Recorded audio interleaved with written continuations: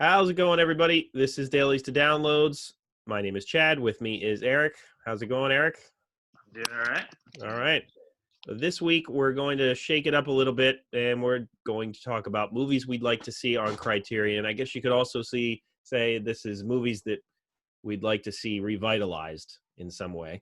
But we describe it with Criterion because Criterion is a prestigious company that's known for bringing back a lot of old films and restoring them and giving them the credit with Janus Films, I guess I should say, giving them the credit and the notoriety that they often deserve. Not all the time, but other times they'll release films that are already noteworthy or already popular, and just kind of give a different spin on them as far as adding extras that you might not have known about, so on and so forth. That's one of the reasons why I buy the Criterion movies. I always look forward to the extras.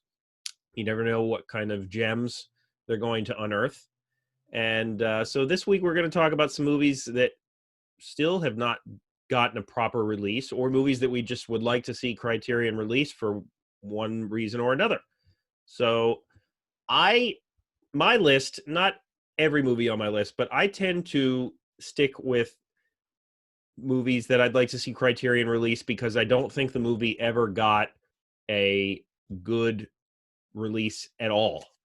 In general. Like, it's an old movie that people have forgotten, and I would like to see it get some notoriety again for specific reasons, because I think the movies deserve it. Some of the movies on my list don't fit that bill, but I'll start off by talking about the one that I really want to see the most, and that is Greed from 1924. Erich von Stroheim, which is a great name. He was quite the character of a director, but this is a movie that was based on the novel by Frank Norris called McTeague, and it tells the story of a San Francisco dentist and his girlfriend, and there's a lottery win, and by the nature of the title, greed starts to affect their lives. I really won't go into any more detail than that, but the movie was famously edited by the studio against von Stroheim's wishes, down to, he had filmed, I guess, the original version that's supposedly, apparently is lost for forever, was like 10 hours long, and the studio edited it to like 2.5 hours or something along those lines, and he apparently was really broken up about that. And the version that you see today is about 4 hours. They kind of assembled the original cut and whatever scenes they could find for the movie to get released. So I have like a really bad bootleg version of Greed, but I would love to see specifically Criterion release that movie. Erich von Stroheim has other movies that should get a better release too. Kino, I think, has released some of them in the past, Foolish Wives and stuff. But Greed specifically is, known as one of the great films of all time, and I would love to see them release that. I don't know if you've ever seen Greed, Erik, but No, I haven't. My opportunities to, I guess, would have been quite limited as well. Right, you kind of have to track it down, and that's one of the themes I'm probably going to stick with with this list is, yeah, a movie like that, you shouldn't have to track some of these movies down when they are, so critically acclaimed. So that's one good one. The silent films, unfortunately, so many of them have been lost, for various reasons. Yeah, and even one that probably would have been on my list up until I didn't even realize that this was now on home video. Napoleon, Abel Gance. That's funny. That was another one on mine. That one, which while researching this, like, I found out it came out on like DVD and Blu-ray in 2016 via it did, BFI, right? But you can't find it really unless maybe it's on Amazon, but like it's not the proper version that the movie deserves. Yeah, that was also up there with Greed as like those holy grail silent. Absolutely. I watched that one on a weird streaming site at one point. Back when I did a column, I did a column for 411 about movies that are out of print or hard to find, and that one applied, and I was able to find it. And yeah, you were saying that movie is directed by Abel Gance. I'm sorry. It basically focuses on Napoleon's early years. And one of the reasons why this movie is so hard to release is because of the way it was filmed, with a triptych effect. If you are lucky enough to go see it in a theater form, it has to be 3 full-size screens because of the way that he filmed it. It's a magnificent piece of work. It really, really is. If you enjoy silent movies or movies in general, like, I highly recommend seeking it out. So I feel like a company like Criterion would do a movie like that justice. I feel like they'd be able to find a way to release it and make it look good, and, attach some extras to it, and bring that history back. Yeah, and I wonder, obviously, I don't know how the right copyright stuff works in Sure. relation to that. There are some films that have been in the public domain and have made their way onto Criterion, because like Night of the Living Dead and stuff like that. Yep. I don't know what the case is in terms of greed and Napoleon's, but if it was public domain, it would seem like the right kind of thing. Granted, they could get the original camera negative or whatever from the archive and work from there, and then they could build it out in terms of special features. Right. And you were saying about the rights, like, obviously that's an issue from time to time. And back when DVD and Blu-ray were really popular and selling, it was more of a sticking point with studios, I feel like, because they wouldn't grant Criterion the access to release these movies because they wanted to release a version of it themselves, which was never, I wouldn't say never, very rarely as good as what Criterion would do, but they wanted to release it because they wanted the sales, obviously. But now it's a little bit different because people aren't buying Blu-rays or DVDs, obviously, as much as they used to. There, I guess, is a small contingent that buy 4K, but people aren't buying physical media as much anymore. So you see Criterion releasing a lot of big titles now because nobody is preventing them from doing it. So yeah, in a weird way, like, to that earlier point, like, I do feel like the relationship between studios and Criterion is still somewhat interconnected, in that a lot of films that are debut on major streaming platforms like Netflix now automatically get a Criterion release. Right. And that's their only physical media release. And which is interesting to me. Like The Irishman, yeah. The Irishman, Marriage Story. Yep. IFC Films had a pact with them for a while where every IFC film release was being put on Criterion. That seemed kind of like, this, I'm not sure, but it was obviously, it's weird, but it makes sense in a way to me, because it's like, okay, if you like this movie that much and you want to own a physical copy of it, the only people that are probably going to be buying it are the people really are going to are going to pay for the price of Criterion. Yeah, absolutely. It's going to the real collector, right? Regardless. So in a way, Criterion has now become some of the streamers' home video warehouse. I don't know, yeah. to put it more demeaning than I mean to, but it does seem to have found a way to service the studios in other ways. So what's one on your list, Erik? So for me, one that I put, and it can't really ever happen, but it just feels like something that would be so great in Criterion, would be the 45-minute Todd Haynes Superstar, Karen Carpenter story. Yeah. Which, can you imagine? Because, man. I mean, I can imagine the lawsuits. That's what I'm saying. Like, it can't technically probably ever come out officially. And would he ever even approve it? But you know what? But, like, I gotta say, over the past few years, there are a lot of things I thought would never happen. Just in life. But, like, and yet, like, it's all these, like, holy grail releases over the past few years that were always talked about, can never happen, it'll never have happened. So I maybe there's a grandchild Carpenter who is, who's a big Todd Haynes fan, that it might just, you how that could happen realistically.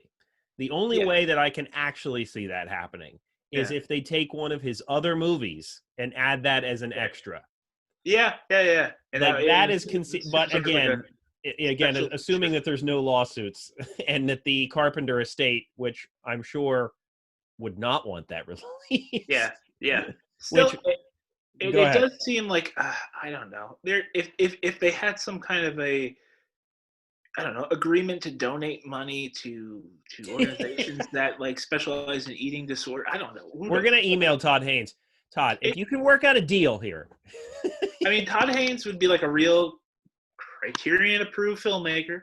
Yep. It was the hardest of his films to get. It was the most underground. It is the most.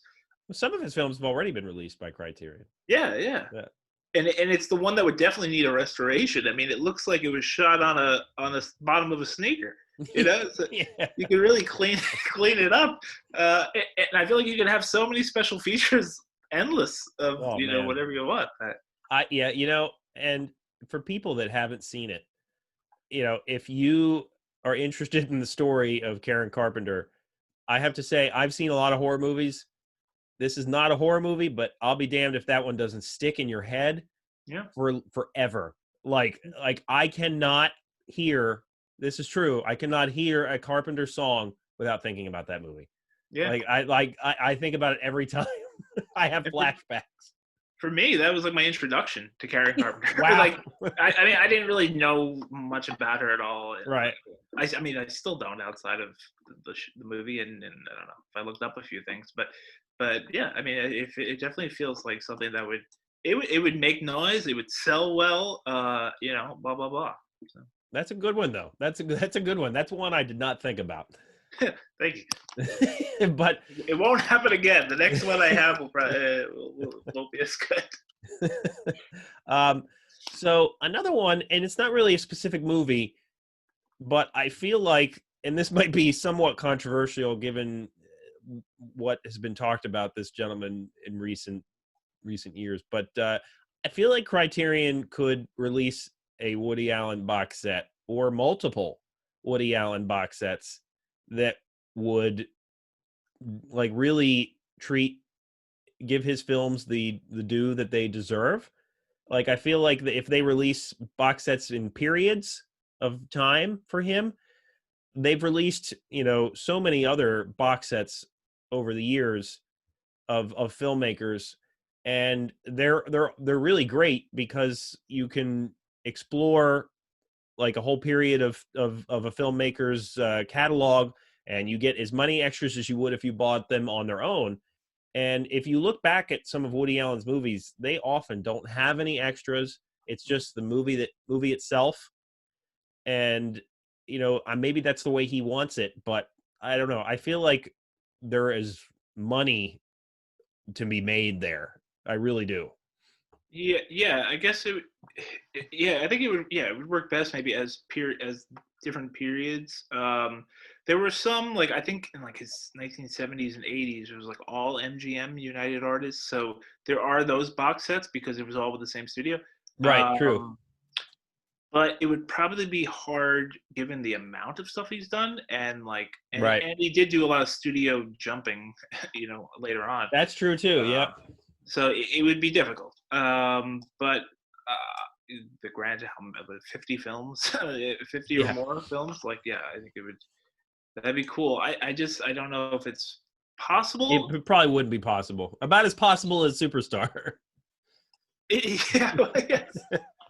For somewhat different reasons, but yes, yeah. I agree. So what's another pick for you? Another one for me is actually now this is a film I must admit that I have not seen, but it had. But you want to see it on Criterion? Well, because it had never actually come out on home video. Oh, okay. So there were ways to watch it digitally. There was just recently a 25th anniversary digital restoration, and that's Bellatar Santa Tango. Oh yeah. 7.5 hour from the Hungarian filmmaker from 1994 actually, and that was one that I've seen scenes from, and it would play in like certain festivals, and there would be restorations, and it's one of those movies like we talked about with the silent films, where it felt like something that was talked about through movie lore, movie history, Right. but you couldn't actually get an opportunity to watch it. So there may be some kind of like region free release, but Bellatar films in general, because a lot of them are like 6+ hours, automatically make them hard to kind of put out. Yeah. But I feel like that is also a filmmaker that feels like he could get more of his due on home video, and Criterion would probably be the only logistical, Yeah. logical distributor No, for some. absolutely. Yeah, his movies in general. And what's funny about that title specifically is that was on my Netflix DVD list Did they have for it? Was there? yes, for years. It was on, and like I remember it was like ready to be sent to me, and right before like we cut off paying for the DVD service. And not because of that. I wasn't like, oh, Bellatar, we're not paying for this anymore. You're like, after I watch this one, I will never need to see another movie again. This is it. This is it for me. It was like 3 discs though, and I was only going to get 1 disc at a time. And I remember I was ready to watch it, but like a movie like that, you talked about how long it was. That's a commitment. So Yeah. I remember I kept pushing it down the queue, and I was like, oh, one of these days. And then finally I was like ready to do it, but we didn't feel like paying for the DVD service anymore. So we just kind of cut it off. But that's one movie I would still like to watch at some point. And yeah, Criterion was also excels at long, seemingly unreleasable releases. Like Yeah. what was is the Human Condition? Yeah. The Human Condition? Yeah. Yep. I Isn't own that that like one. Yep. 9 hours or 9+ Yeah. hours? Showa, the Claude Longton documentary, 9 hours, 9.5 That's hours. one I own and I still need to watch. That's another one like the Bellatar movie where I think one of these days, I'm gonna sit down. I'm gonna watch it. I really do want to watch it, but it's a commitment. So I Yeah. have to. And even when it was released in theaters, it was like multiple nights. You mean they didn't watch that all at once? 9.5 hours. You come in at 1 in the afternoon and go. I mean, no bathroom breaks. Damn it. Yeah, I was gonna say plus intermissions. Like, oh god. But yeah, no, that's they do a good job with stuff like that, like you were saying. Films that you didn't think would be released. What's the Fassbinder Berlin Alexander? Yes, we were thinking the same 15 hours, thing. 14 hours. I mean, that was like also a TV series in Europe. In Germany, yep. And released somewhat differently here in the States, but it's like 14 hours. And what makes it great also is that we've been talking about Criterion in terms of physical media, but the Criterion channel is a really great source for this stuff right now. Obviously, they've adapted to the whole streaming trends out there, and the Criterion channel is really a great app to have, and that is on there. All these can be found on the Criterion channel, which is good. So one more that I will mention. I actually have a couple more, but one more, and I don't think this is a movie you like, Eric, but I would like to see The Fountain released on Criterion. That's 2006 from Darren Aronofsky. Yeah. And for people that don't know the plot, there's really 3 stories: one from the past, the present, and the future.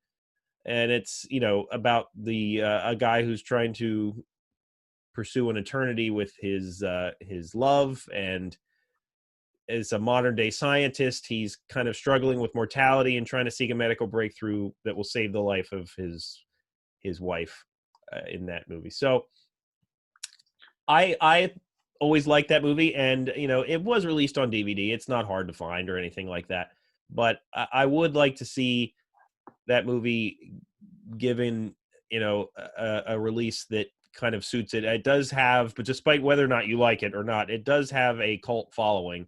And we haven't talked about that angle in terms of Criterion. They do a good job with movies that have a cult following.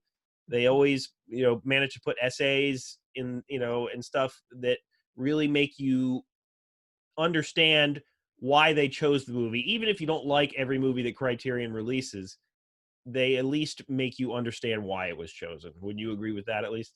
Yeah, definitely. And there are definitely some filmmakers I'm sure a lot of us discover because they are included in the Criterion Collection. Like Right. someone like like Alex Cox, who made Repo Man and Walker, and I think that's it. Maybe one more. Then he was excluded from Hollywood forever. Right. But like those are things where I only watched them do the Criterion election, and I mean, some of them are a little bit rougher around the edges than others, but there is value, historical value, or a trend of the time where that definitely has helped. And yeah, I definitely think there are some times where they lean into. For a while, I feel like every Wes Anderson movie came out on Criterion. I think he probably had a deal with them, I guess. It felt like it. Like, yeah, I don't know what the particulars of it were, but like that was definitely. There were certain filmmakers I guess Criterion kind of gravitated towards, Sure. and that's like when I first started getting it, I guess in the early 2000s, and it definitely seemed like that kind of the Whit Stillman, the Wes Anderson, Yeah. et cetera kind of group. They've luckily expanded beyond that, but Yeah. Even when they couldn't release every Wes Anderson movie, they would go back and then they would, yeah, eventually release it. Yeah, absolutely. Darjeeling Limited, like a year or two later, they're like, oh, guess what? And now we're putting it out on Criterion. I was like, Right. oh, okay, yeah. But that is,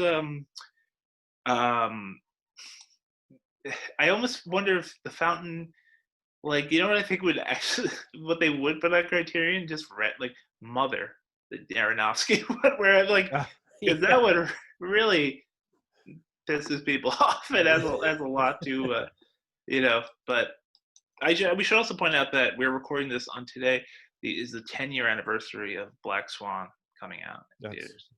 Yeah, absolutely. That's why 10-year anniversary of the Tree of Life trailer dropping as well. Wow. Hey, and that's an important fact to know. Absolutely. I remember where I was. So yeah. So what's another pick for you? Another one for me, and so this was actually caused a little bit about, I think, of inclusion and exclusion.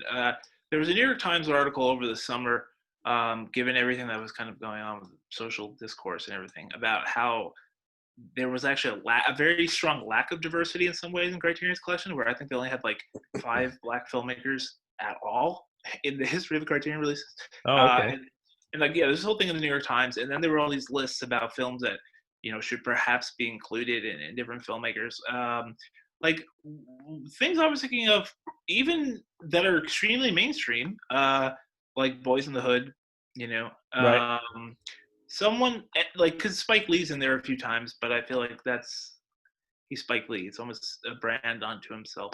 And then also the early films, I don't know if this would ever happen again, but like the early films of Robert Townsend. Have you ever seen his, like, Hollywood Shuffle? It is interesting what when you talk about other cultures, you do see it at times they released. I mean, I had never heard of Paul Robeson before. Sure. Oscar Michaud. Before they released that huge box set of his movies, but yeah, I mean, it would be cool to see them branch out. Absolutely. Yeah, the Charles Burnett, Killer of Sheep. Remember that? Yeah. Like things that have like been on different prestigious labels, like Kino or Milestone, different other companies that are also prestigious, but that aren't Criterion. But so like, yeah, the early films, Robert Townsend. I'm trying to think of other. If there was to be a Spike Lee one, there is the short that he made that was at New Directors, New Films, The Bed-Stuy Barbershop, short that has never been released, but he has the film negative, so it could happen.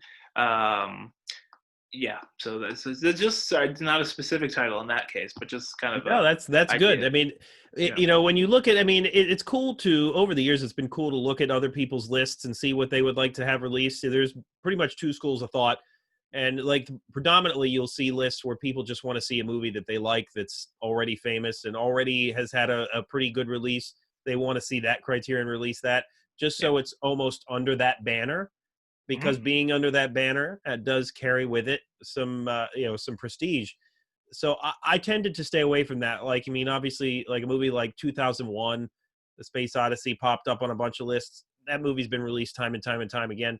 So I mean, I mean, I'm not. there's probably not much Kubrick at all on Criterion, I imagine. No, I don't. Yeah, I Right? don't think so. But Yeah, I mean, I actually just bought. I don't buy as many DVDs lately, but one I just bought because Barnes and Noble is doing their 50% off. I bought a Harold Lloyd mhm. Criterion DVD. Yeah, because they do a good job with some of those old movies. They always not only restore the movie itself, but they have some of the shorts from those comics, like the Chaplin stuff. So all that stuff's worth seeking out. But Yeah, and I kind of wonder, like, there have been times like they released, I guess last year, like the box set of Scorsese shorts. yeah, Um, yeah, and I wish kind of that they would do more of that kind of stuff sometimes, and not just absolutely. as like a special feature, but like maybe be a little bit more experimental in. It doesn't just have to be a feature film and special features. Like I'm not saying that they should now pivot to TV or anything, but like, Right. but I do think there are more things, television programs or expand. I don't know, news programs, or I don't know how you want to. Definitely shorts and some TV shows. Things like I can see certain TV shows that like maybe it only got a season, or maybe it was only intended to get one season, yeah, or even miniseries. They've done miniseries stuff before, yeah, depending on what you yeah. classify. Like the Carlos, was, I mean, it was a movie, but in certain countries I think it was a miniseries. But Yeah, you could put like a whole set together of like interesting shorts during like the Vietnam War or whatever, yeah, yeah. that would still somewhat feel like the Criterion wheelhouse, even if it wouldn't be tied to a specific filmmaker or whatever. If and they would be the ones to really nail the research and restorations and stuff. Another one that I had on my list from 2008, uh, Schenectady, New York, Mm. from Charlie Kaufman, which is about a theater director who's struggling with his work and the women in his life, and he creates a life-size replica of New York City inside a warehouse as part of his new play. And it stars Philip Seymour Hoffman, who I am a huge fan of. And this was a tremendous movie, and I selected this one just because I would like to see more people explore it and give it a shot. And obviously it got a good release and all that, but I would like to see it reinvigorated. Yeah, and I wouldn't be surprised if his latest one for I'm thinking of Ending Things, which is now on Netflix, Right. it turns out to be a Criterion release because of the Netflix connection.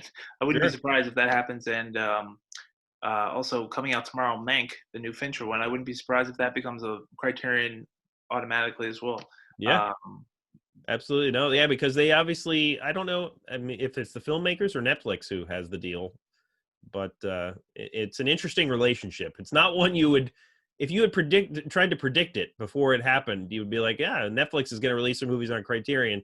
You probably would have had some people look at you like you were from an alien from another planet. yeah, like and like some make more like I like Marriage Story, but when I saw that it was like only going to be on like Criterion, I'm like, I don't know, feels a little. And to like we said, like how people kind of just want to see their favorite film join the ranks of Criterion as validation for themselves in a way. Like I'm sure those do sell the best. Oh, So sure. you know what I Sure. mean? Like I know a lot of people that bought the Parasite Criterion, even though the original release came out what 6 months earlier at Right. most. Um, and to me, it's like, oh, why would you do that? Like, why would you, or at least why would you? I don't know. But obviously, I'm sure those are the ones that probably move this and sell the fast. So when I see those bigger titles, I get why it's probably funding some of the others, the Yeah, I smaller mean, ones. like I love Sideways.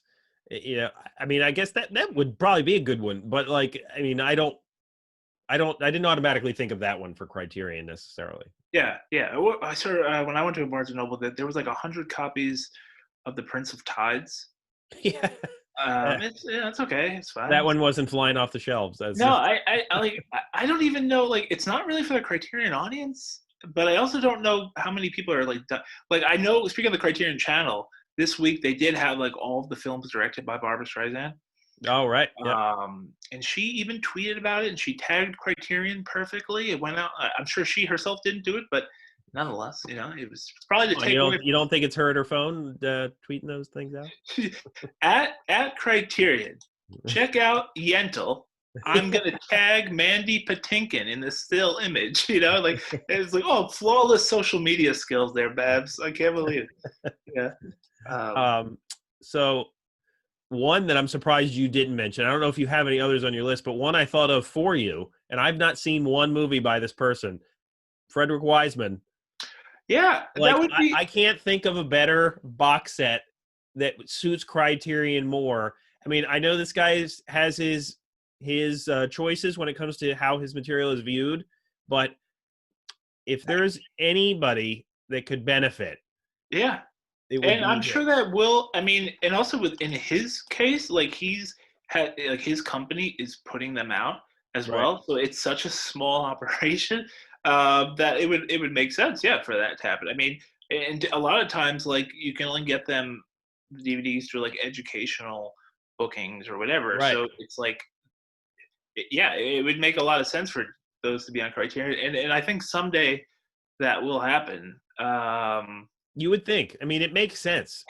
Yeah, it would be extremely expensive to do something so complete because of the length of each of them. So it would be hard to do that. But I yeah, mean, like the Chaplin movies, I feel like he's a guy that, if they're not going to do it with a huge box set, then they would have to do it one at a time. yeah, in either periods or top subject. Can you And thinking imagine? Can you imagine me coming home with a box set like that? Hey, we it are would, going to watch nothing but Frederick Wiseman documentaries for the next month. I mean, do you remember there was like a Janice binder or like I remember, didn't they do a big like Yeah, they 50, did. I forget 50 what it's years of called. Janice or whatever? I'll put like a picture of it Yeah, here, but they've done a few box sets that are really, I mean, that are really big. I mean, they did the Godzilla one, they did the Kurosawa one. These are expensive box sets, which is why when you have 50% off sales, it's good to get stuff like that because you're yeah. a ton of money on And then also thinking of in terms of thinking outside the box a little bit too. Like one of the things I really valued was when Criterion put out the 2 volumes of the Stan Brakhage collection, which it. were Right. just completely experimental, short, silent experimental films that would never have a typical DVD release. Right. You know what I mean? Like it would just be seen in an educational setting or on online. You Google it or whatever. But that That's also, what makes the company great in that way because they yeah, give stuff life that previously didn't have it at all. yeah. So I would like to like if they could do that a little bit more. Like I do think that there are certain filmmakers like the films of Andy Warhol or Ken Right. Jacobs or Jack Smith or Jonas Mekas or whatever. A lot of the experimental stuff where sometimes they will, but then there'll be like a whole 5-year period where there are none. So Right. it'd be cool for them to like go back into that as well. And again, because like they're mostly like 5 minutes each, so it would need to be in like a comprehensive kind of set in order for them to justify it. So in Right, their like they'll do an Andy Warhol one, and then they'll be like, okay, we're gonna release Wes Anderson's movies for the next. yeah, like something that'll like pay off the costs for that Yeah. it takes to like all put in the dead cash to restore all the 8 Maybe if hours. we stopped having people visit our closet and steal our movies. Yes, exactly. This will restock. So we're going to be having Fast and the Furious 9 on Criterion, but don't complain because it's going to pay for the 9-hour blowjob film by Andy Warhol about the thing. All right, willing to meet you halfway on that front. So I mean, yeah, it'd be nice to see them. There's so many, and then that would really open the floodgates of you experimental shorts over the years too. That would just The last open. two Fast and the Furious movies are not going to be released in theaters. They are just going to be released on Criterion. Hey, I'm waiting for that shoe to drop next. They're like, well, we've made a agreement with Criterion for streaming services. So like, all right, perfect. Marvel Phase 4 is going to air on the Criterion channel exclusively. Exactly. Yeah, it would. There are a lot of things too where you mentioned the Criterion channel where I feel like there's a little bit more as a train comes right through the house here. That's something. The Lumiere brothers train coming into the station, that should be on Criterion. The first So, silent film ever, The Great Train Robbery, or whatever it's called. I mean, for being like the first film ever, I mean, it's hard to find on a DVD. Throw Mama from the Train. They could release a whole train box set. From the train. That'd be the Polar Express, the Great Train Robbery, Yeah. Runaway Train. There's a whole bunch of them. We've stumbled on a rabbit hole here. I don't know. It's Great train movies. That's our next topic. yeah. But yeah, it does seem like the Criterion Channel. I think also because like in those scenarios, they get like rights for like the month, so right? They can stream it, and then they leave. Like a lot of things leave the channel at the end of each month too, and they replenish like any streaming service. Right. That I guess is harder to have like the home video rights that could last a lifetime or whatever. Absolutely. Yeah. Well, we thank you for joining us for this episode. If you have any titles that you'd like to see on Criterion, please let us know. Is there one that you think should not be on Criterion that is? Oh, well, that's hard to say because I haven't seen every movie that they've released. Oh yeah, well that's true. That's true. But yeah, I would say the ones that come to mind aren't specific titles. It would be ones like we had talked about where it got a release right after it came out, and then Criterion decided a year later to release it anyway. Well, you know, I can think of one right now, and I think I own it. So it's Dazed and Confused. Dazed and Confused. Now, I had bought it on Criterion during a sale specifically because I didn't have the movie yet. But that movie had been released like a bunch of times already. And then they released it. And so I was like, oh, well, I'll really. But like the situations like that where, you know, it's a movie that's been released to death. And then the studio is like, okay, they can have it now. Yeah. I mean, the Criterion is usually the best release to have. Right. Of a movie. Because, like, I feel like, I have, like, Dazed and Confused on, like, a Universal, bare bones, nothing. It's just or The Rock and Armageddon. The Rock. Oh, God, yeah. Those are out-of-print Criterions. Yeah. And we didn't talk about the Laserdiscs yet, but those are out-of-print Criterions that I actually own. When they released blockbusters, you know, some action movies, they did release some stuff like that. I wonder how they feel about that nowadays. But there are a few that I'd like to hear like they had Halloween on Laserdisc. Supposedly a good commentary track with like Jamie Lee Curtis, but we talked about Blade Runner off air. You know, for me, like one like the Curious Case of Benjamin Button, because that was like also right on Criterion within like 6 months. That one went straight to Criterion. Right? Yeah. And it felt weird. Like they obviously like Fincher. Like I think they released a new version of the game recently. Yes, they did. And maybe there's another one. I'm not sure, but that one, some of those were. I'm like, it still feels a little weird. And I don't know if it's. It was tough to get used to there for a while when they would release new movies. Mm-hmm. Yeah, because we were so used to it being classics. Yeah. Or obscure movies or experimental or whatever. We weren't used to it being, you know, like you were saying, Benjamin Button. You know. Yeah. And then we got like Antichrist. And I'm like, all right, okay, well, all right. Yeah, let's see where this goes. What a double feature that would be. Amen. Cold War's on there, which I liked. Right, yeah. Yeah. Things like that. So the Paul Dano debut film, Wildlife. Sorry, we can go on forever. Yeah. Well, next week, we're going to be talking about our double feature of Benjamin Button and Antichrist. So, while we're on a train. Buckle up. While we're on a train. We're going to on a train. We're going to defy the CDC pandemic guidelines. And yes. It'll be great. But we thank you for joining us. Please let us know if you have any thoughts, any titles you would like to see, and please join us next week. For Eric, my name is Chad. Thank you very much.